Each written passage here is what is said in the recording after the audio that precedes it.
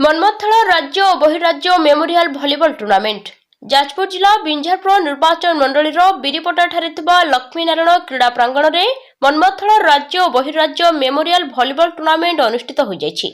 एथिरे 4टी महिला दल और 2टी पुरुष दल जोगदे खेलिथिले। मन्मथल डिग्री कॉलेज अध्यक्ष प्रोफेसर सुभाष चंद्र राउतों सभापतित्व में अनुष्ठित एही सभारे तथा ओडिशा राज्य भलिबल एसोसिएशन उपसभापति विजय कुमार धड़ आह्वान में आयोजित खेल में मुख्य अतिथि भाव जोगदे सुलेखक और समाजसेवी प्रफुल्ल चंद्र नायक अन्य मध्य जिला परिषद सभ्या नीनाराणी सामल, सरपंच गायत्री नायक, पूर्वतन ब्लॉक अध्यक्ष रमेश चंद्र सामल, प्राध्यापक कैलाश चंद्र सामल, प्राध्यापक अक्षय कुमार राउत, रमेश चंद्र राउत प्रमुख सम्मानित अतिथि भाव जोगदे। शेष में हजार हजार आग्रही क्रीड़ाप्रेमी दर्शकों उपस्थिति में जाजपुर विधायकों प्रतिनिधि कर्णाटक केशरी दास उद्यापिनी मंच में मुख्य अतिथि भाव जोगदे विजेता खेलाड़ी मानकु कप और रनर्स अप और बेस्ट प्लेयर को सील प्रदान करथिले। से प्रकाश करथिले जे ग्रामांचल रे केबे भी पश्चातपद होई नाही। एहार दृढ़ प्रमाण प्रदान करिछि बिरीपटा स्थित मन्मथल मेमोरियल भलिबल प्रशिक्षण केंद्र। मु धन्यवाद दउछि विजय बाबू को मते निमंत्रण करथिबारु। मु जानि नथली एठी गोटे भड़ी भलिबल टूर्नामेंट होउछि एवं एते भल प्लेयर आछंती, झियो भी खेलुछंती, बाहर राज्यर पिला माने आसी के खेलुछंती। एटा सबटु बड़ कथा। मु आज माने बहुत खुशी एठी जॉइन करिकी देखिली। आज झियो मानकर देखिली, एबे पुओ मानकर देखुछि, एबे वर्तमान दिल्ली आ ओडिसा रा देखुछि से मानकर प्रैक्टिस देखुछि। से बहुत भल खेल से माने खेलिबे एवं समस्त को भल प्रेरणा देवे जे एभली खेलिया दरकार, एभली उत्साहित हवा दरकार। एवं एटा एते रिमोट एरिया रे एभली मन्मथ धड़क ना रे खेल आयोजन करा जायछि।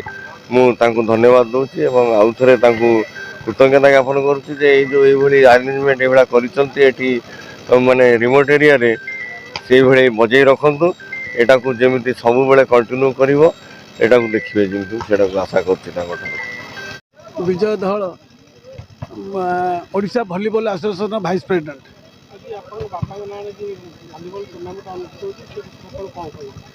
बापा ना एठी मु जो भलिबल टूर्नामेंट एठी आरंभ है मुझे कहती चैतन्य बेहरा को मुझे तुम भलिबल टूर्नामेंट कर से मत से कहीं ये बाहर नहीं न बाहरला पर मत कहले जे अब तुम बापा ना गोटे भलिबल टूर्नामेंट कर दो। मुझे ठीक अच्छे ये अंचल पिला माने खेलिबे ए अंचल आगु को जीव। भलिबल जदि पिला माने भल खेलिले विभिन्न सेक्टर रे चाकरी पाई परिबे। मो चिंताधारा थिला जदि गरीब पिला माने खाली पाठ पढ़ले हबो नहीं, विभिन्न सेक्टर रे चाकरी रेलवे हो। मु निजे रेलवे बोर्ड रे मेंबर अछि। एठी ए पिला माने खेलिकी जाके सेठी सर्विस करचंती। मो एठी आपण बीएसएनएल मेंबर अछि। ये क्षेत्र में जाके पिला खेल चाकरी करचंती। पिला माने ये खेलटा समस्त प्रत्येक लोक मानकर मन भीतर पशिया दरकार। मो पुओ जदि पाठ न पढ़ला से भल खेलिले चाकरी करि पारिबो, मो घर भरण पोषण पाई मु सक्षम होई पारिबे। एइथिपाई एठी ये खेल 5 वर्ष ला होउची। आ जिला स्तरीय होइतिला, आम स्टेट स्तरीय होइतिला, एबे बहिर्राज्य स्तरीय होउची। सेथिपाई मु आज बहुत बहुत खुशी जे दादा आसी एठी जे आसिक पहुँचले आउ खेलाड़ी मान सहित करमर्दन करी फूल तो देई जे से उत्साहित कले। मो बहुत बहुत खुशी दादा आज आसचंदी जे सेथिपाई मो मनरे बहुत उत्साह उद्दीपना। दादा को मोर गोटे खाली अनुरोध, ये अंचल किमिति कौन करिए मु बुझिने। ये अंचल गोटे मिनी स्टाडियम टे कले केमती डेभलप हम सेटा हूँ खेल केमी डेभलप। दादा को मोर गोटे मात्र अनुरोध, एटा को से रखिबे निश्चित। जदि चाहूबे 10टी पंचायत 50,000 लोक एठी पालोटपुर, चषाखंड, असनपुर, बिरीपटा, हलदिदियो, आउरी, पणसगंड यही पंचायत लोक मैंने आसिक समस्त जमा होती खेल देखापी। ये गोटे परिवेश ना आज लिटू बाबू मत कहले ये परिवेश ये खेल से चेंज करने चाहूँ। दादांकर संपूर्ण ये रहिबो दरकार हाथ जे ये गोटे मिनी स्टाडियम करने मुझे दादा को अनुरोध कर समस्त तरफ। आप शुणु, पृथ्वी में प्रथम ग्रीस देशर एथेन्स स्पार्टा नामक स्थान में खेल कसरत आरंभ होता। यहाँ हूँ आम इतिहास। आमर जनप्रिय मुख्यमंत्री नवीन पट्टनायक हॉकी खूब अल्प दिन तले हॉकी को प्रिय खेल बोली तैयारी करछंती।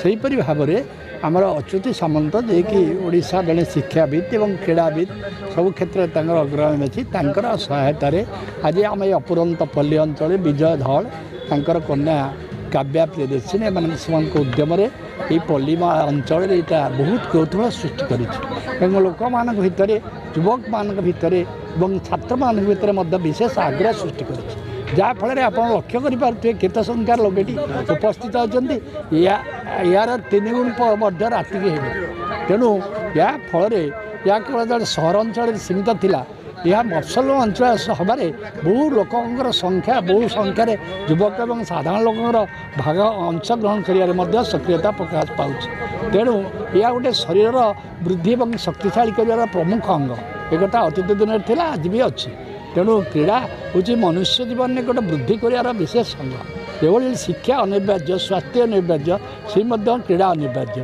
ଏ ଦିଗରେ ଭାରତ ସରକାର ଓଡ଼ିଶା ରାଜ୍ୟ ସରକାର ନବୀନ ପଟ୍ଟନାୟକ ନେତୃତ୍ୱରେ ଏବଂ ଡକ୍ଟର ଅଚ୍ୟୁତି ସାମନ୍ତ ଯିଏକି ବିଶିଷ୍ଟ ଶିକ୍ଷାବିତ୍ ଓଡ଼ିଶାର ଭାରତବର୍ଷର କହିଲେ ଅତ୍ୟୁକ୍ତି ହେବନି ଏବଂ କ୍ରୀଡ଼ାବିତ୍ ତାଙ୍କର ସଦିଚ୍ଛା ଶୁଭେଚ୍ଛା ରହିଛି ଯାହାଫଳରେ ଆମ ଅଞ୍ଚଳର ଜଣେ ଯୁବନେତା ବିଜୟ ଧଳ ଯିଏକି କେବଳ ଏହି କ୍ରୀଡ଼ା କ୍ଷେତ୍ରରେ ନୁହେଁ ସେ ମଧ୍ୟ ଏଠି ବିରିପଟାରେ +2 କଲେଜ ଏବେ ତାଙ୍କ ବାପାଙ୍କ ନାଁରେ ମନ୍ମଥନାଥ ମହାବିଦ୍ୟାଳୟ ମଧ୍ୟ ସୃଷ୍ଟି କରିପାରିଛନ୍ତି ତେଣୁ